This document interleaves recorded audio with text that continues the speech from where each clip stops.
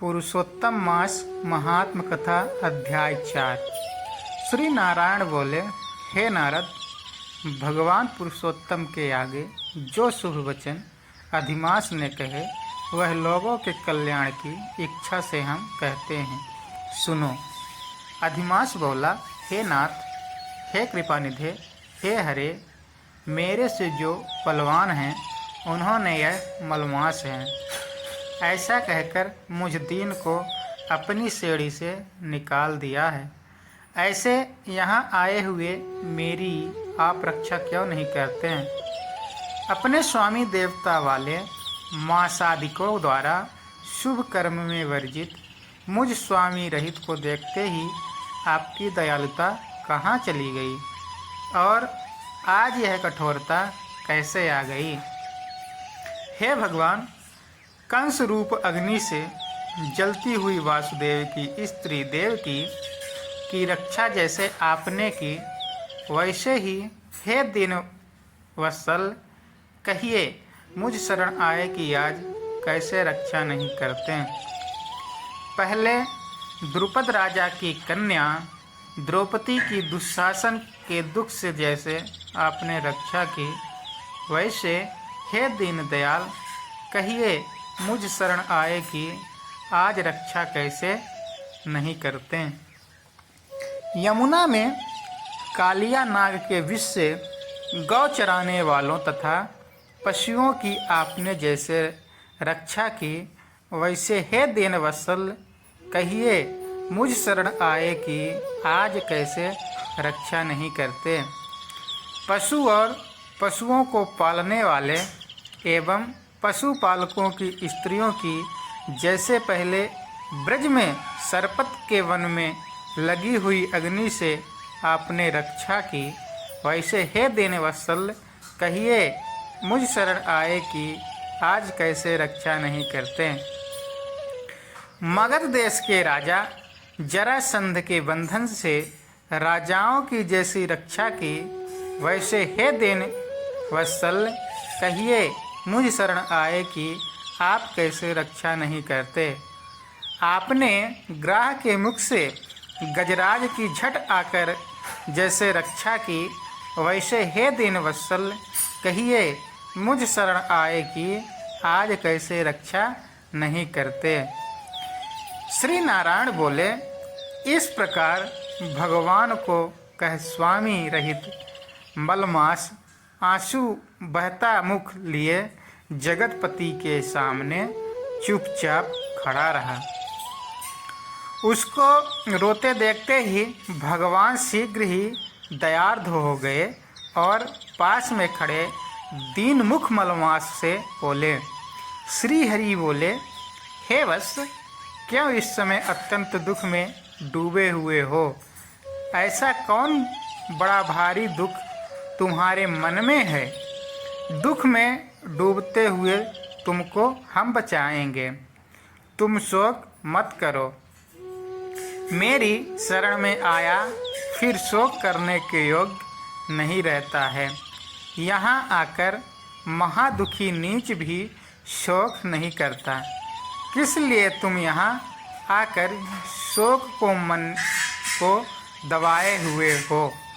जहाँ आने से न शोक होता है, न कभी बुढ़ौती आती है, न मृत्यु का भय रहता है, किंतु नित्य आनंद रहा करता है, इस प्रकार के वैकुंठ में आकर तुम कैसे दुखित हो? तुमको यहाँ पर दुखित देखकर वैकुंठवासी बड़े विस्मय को प्राप्त हो रहे हैं। हे वत्स, तुम कहो, इस समय तुम मरने की क्यों इच्छा करते हो? श्री नारायण बोले, इस प्रकार भगवान के वाक्य सुनकर बोझा लिए हुए आदमी जैसा बोझा रखकर श्वास पर श्वास लेता है, इसी प्रकार श्वासोच्छ्वास लेकर अधिमास मधुसूदन से बोला। अधिमास बोला, हे भगवान, आप सर्वव्यापी हैं, आपसे अज्ञात कुछ नहीं है। आकाश की तरह आप विश्व में व्याप्त होकर बैठे हैं। चर अचर में व्याप्त विष्णु आप सबके साक्षी हैं, विश्व भर को देखते हैं। विषय की सन्निधि ने भी विकार शून्य आप में शास्त्र मर्यादा के अनुसार सब भूत स्थित है। हे जगन्नाथ, आपके बिना कुछ भी नहीं है। क्या आप मुझ अभागे के कष्ट को नहीं जानते हैं? तथापि हे नाथ, मैं अपनी व्यथा को कहता हूँ। जिस प्रकार मैं दुख जाल से घिरा हुआ हूँ, वैसे दुखित को मैंने न कहीं देखा है और न सुना है। क्षण निमेष, मुहूर्त, पक्ष, मास, दिन और रात सब अपने अपने स्वामियों के अधिकारों से सर्वदा बिना भय के प्रसन्न रहते हैं। मेरा न कुछ नाम है, न मेरा कोई अधिपति है और न कोई मुझको आश्रय है। अतः क्षणाधिक समस्त स्वामी वालों देवों ने शुभ कार्य से मेरा निरादर किया है। यह मलमास सर्वदा ताज्याय है, अंधा है, गर्त में गिरने वाला है, ऐसा सब कहते हैं। इसी के कारण से मैं मरने की इच्छा करता हूँ। अब जीने की इच्छा नहीं है। नित्य जीवन से तो मरना ही उत्तम है। जो सदा जला करता है वह किस तरह सो सकता है? हे महाराज, इससे अधिक मुझको और कुछ कहना नहीं है। वेदों में आपकी इस तरह प्रसिद्धि है कि पुरुषोत्तम आप परोपकार प्रिय हैं और दूसरों के दुखों को सहन नहीं करते हैं। अब आप अपना धर्म समझकर जैसे इच्छा हो वैसा करें। आप प्रभु और महान हैं। आपके सामने मुझ जैसे पमार को घड़ी घड़ी कुछ कहने रहना उचित नहीं है। मैं मरूंगा, मैं अब न जीऊँगा, ऐसा पुनः पुनः कहकर वह अधिमास हे ब्रह्मा के पुत्र चुप हो गया और एकाएक श्री विष्णु के निकट गिर गया। तब इस प्रकार गिरते हुए मलमास को देख भगवान की सभा के लोग बड़े विस्मय को प्राप्त हुए।